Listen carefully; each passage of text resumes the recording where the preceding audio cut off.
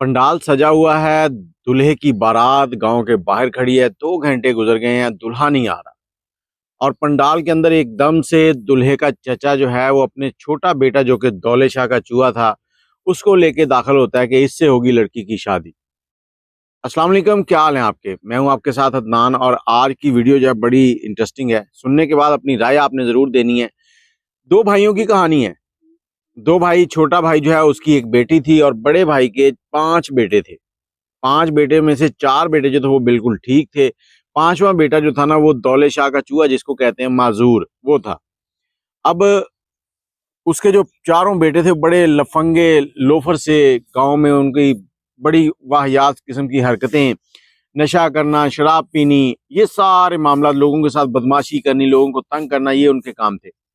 और जो छोटा भाई था उसकी जो बेटी थी उसने उसको पढ़ा लिखा कर डॉक्टर बना दिया। जैसे ही वो डॉक्टर बन गई, उसको सरकारी नौकरी लग गई, तो बड़ा भाई जो है वो उसके घर आया। छोटे भाई से कहता है कि भाई, मैं अपने बेटे के लिए तुम्हारी बेटी का रिश्ता लेने आया हूं, तो ऐसे करके अपनी बेटी को मेरी बेटी बना दे। अब छोटा भाई बड़े भाई को देख रहा है और कहता है कि भाई, पहली बात तो ये है कि तुझे अपने बेटों के करतूत देखने चाहिए थे और सोच समझ कर मेरे पास आना चाहिए था कि वो इस काबिल भी हैं कि तुम उनका रिश्ता एक डॉक्टर का मांग सको। अब बड़े भाई को बड़ा गुस्सा आता है कि ये छोटा मेरे सामने जुबान क्यों चला रहा है। वो कहता नहीं, बड़े से नहीं करनी, छोटे से कर ले, उससे छोटे से कर ले, उससे छोटे से कर ले, 4 बेटे हैं मेरे, किसी से कर ले। अब छोटा भाई कहता है कि मैं अपनी बेटी से पूछूंगा, पूछने के बाद तुम्हें बताऊंगा कि वो क्या कहती है। अगर उसने हाँ कर दी तो हाँ है, अगर उसने ना कर दी तो ना है, लेकिन मेरी तरफ से ना ही है। मैं अपनी बेटी का मुस्तकबिल खराब नहीं कर सकता, बाकी वो उसकी मर्जी, अगर वो हाँ करेगी तो मैं उसे नहीं कहूंगा कि तुम ना कहो। अब बड़ा भाई कहता है, तू पागल हो गया है, ये कौन सी बात कर रहा है, बेटियों से कौन पूछता है। देखो, मैं इस चीज को समझता हूँ कि बेटी से राय लेना बहुत जरूरी है। मैं उसकी राय लूंगा, जैसे वो कहेगी वैसे ही करूंगा। अब बड़ा भाई जो है वो गुस्से में उठता है, कहता देख, अगर तूने किसी भी बेटे से शादी ना करवाई ना, तो मैं तेरी बेटी की शादी अपने छोटा बेटा जो दौले शाह का चूहा है उससे करवाऊंगा। अब चला गया उठ के गुस्से में। छोटा भाई अपनी बेटी के पास गया, बेटी को कहता, बेटा इस तरह से तेरा ताया आया था, वो अपने बेटे के लिए रिश्ता मांग रहा है, अब तू क्या कहती है। बेटी कहती है, अब्बा, अगर मेरा रिश्ता उनसे ही करना था तो फिर मुझे पढ़ाने लिखाने का क्या फायदा था। मैं यहाँ गांव में ही भैंसों को गोबर उठाती, घर के काम करती, सफाई करती, झाड़ू पोछा लगाती, ऐसे ही ठीक था। बाप बेटी की बात समझ गया, बाप ने जाकर भाई को इनकार कर दिया। अब भाई गुस्से में है, कहता मैं तुझसे देख लूंगा। अब छोटे भाई ने बेटी के रिश्ते के लिए इधर उधर देखना शुरू कर दिया। कोई भी रिश्ता आता तो बड़ा भाई जो है वो जाकर उनको कहता कि देखो, वो लड़की ऐसी है, उसका करेक्टर खराब है। कम से कम उसने 10 रिश्ते इसी तरह से खराब किए। अब आखिरकार लड़की जो है उसके बाप को समझ आ गई कि मसला कहाँ खराब हो रहा है। अब उसने जो बेटी का रिश्ता है, बेटी के मामे जो थे उनको कहा कि आप लोगों ने करना है। लड़की के जो मामू लोग थे उन्होंने इसके लिए रिश्ता देखा और उन्हीं के घर पे लड़की को जाके सारी मंगनी वगैरह हर चीज हुई। लेकिन शादी जो थी, इसके वालिद ने कहा कि मेरे ही गांव में होगी, मैं शादी छुप के नहीं करूंगा, मेरी बेटी में कोई ऐब नहीं है। शादी के लिए तारीख पक्की हो गई। तारीख पक्की हुई तो जो बड़ा भाई था वो स्टोव में था कि ये खामोशी क्यों चल रही है। जब उसको पता चला कि लड़की की मंगनी भी हो गई है, शादी के दिन भी रखे गए हैं, तो वो बड़ा परेशान हुआ। अब उसने टो निकालनी शुरू कर दी, लड़के का जो है वो नंबर ढूंढना शुरू कर दिया।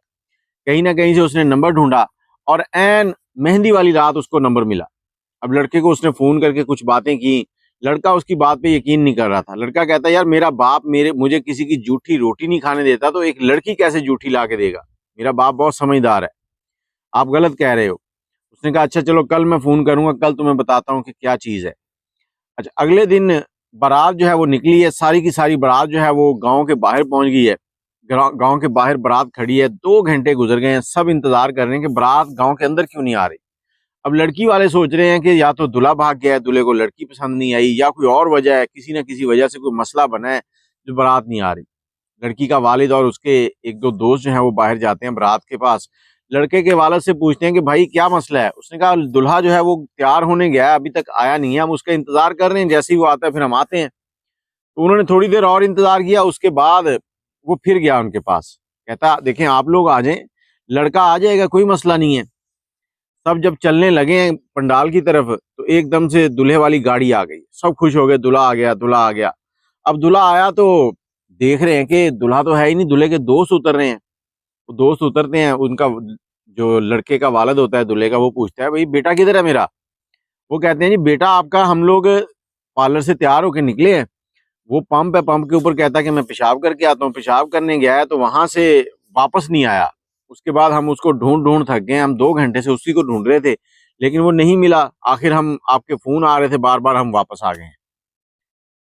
अच्छा, अब पंडाल में जाके बैठ गए हैं, सारे खामोश बैठे हैं कि मसला क्या हुआ है। लड़के का नंबर भी बन जा रहा है, सब खामोश बैठे। तो इतनी देर में जो लड़की का ताया था वो अपने सबसे छोटा बेटा जो दौले शाह का चूहा था, अब नॉर्मल था, उसकी ज़हनी तवाज़ुन भी ठीक नहीं है, उसके सर के ऊपर कुल्ला रखा हुआ है, कपड़े पहनाए हुए हैं और उसको बाजू से पकड़ के अंदर लेके आ रहा है। अपने छोटे भाई को मुखातब करके कहता है देख आज मैं ही तेरे काम आऊंगा, आज तेरा दूल्हा तुझे नहीं मिल रहा तो मेरा बेटा हाजिर है, इससे अपनी बेटी की शादी कर। अब ये बात जो है ना लड़के के वालिद ने जब सुनी, उसने कहा यार कोई ना कोई चक्कर लग रहा है, मेरा बेटा ऐसे नहीं कर सकता, और ये अपने बेटे को कैसे तैयार करके ले आया। वो आहिस्ता से जो लड़की का बाप होता है ना, उसको कहता है कि तुम इनको उलझा के रखो 1 से 2 घंटे, मैं बस गया, मैं चेक करता हूँ कि बेटा है कहाँ, कोई मसला बना हुआ है जो मेरा बेटा इस तरह से गायब हो गया, नहीं तो मेरा बेटा तो मेरे कहे के बगैर एक दिन का भी इधर से उधर नहीं करता। ठीक है जी, उसने बड़े भाई से कहा कि चलें ठीक है आप इसको बिठाएं इधर, लेकिन इस शादी से पहले एक काम करना होगा। अब बड़ा भाई कहता है कि क्या काम है? लोगों का मजमा लगा हुआ है, अब इतने मजमे में जब बंदे के ऊपर बात आती है ना, तो बंदा सारे ही काम मानता है।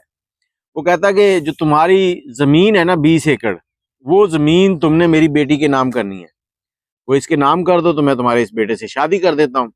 अब वो उसने सोचा कि यार शादी हो गई, इसने हमारे ही घर आना है, इसके पास हो या हमारे पास हो जमीन तो हमारी है। उसने कहा ठीक है पटवारी को बुलाओ। वो पटवारी को लेने चले गए। उधर दूल्हे का बाप उठाया और अपने करिंदे के साथ लिया। वो चौधरी था अपने गांव का, खाता पीता टैके वाला बंदा था।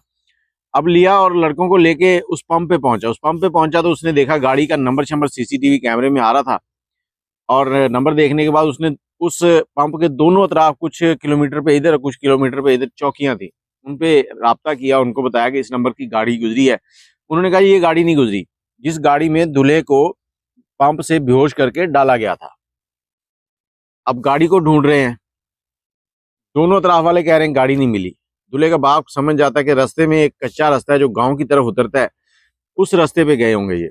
उसी रास्ते पे अपने करिंदों को लेता है, जाता आगे देखता है कि एक डेरा नुमा जगह बनी हुई है, वहां पर एक गाड़ी खड़ी है, बड़ी गाड़ी, वही गाड़ी जो उन्होंने कैमरे में देखी है। सब वहां पहुंचते हैं, सबके पास बंदूकें शंदूकें थी, और वहां जाते ही उसने मारा ब्रेस्ट। क्या देखता है सामने उसका बेटा जो है उसको कुर्सी के ऊपर बांधा हुआ है, और कुछ लोग उसके ऊपर तशद्दुद कर रहे थे, मार रहे थे।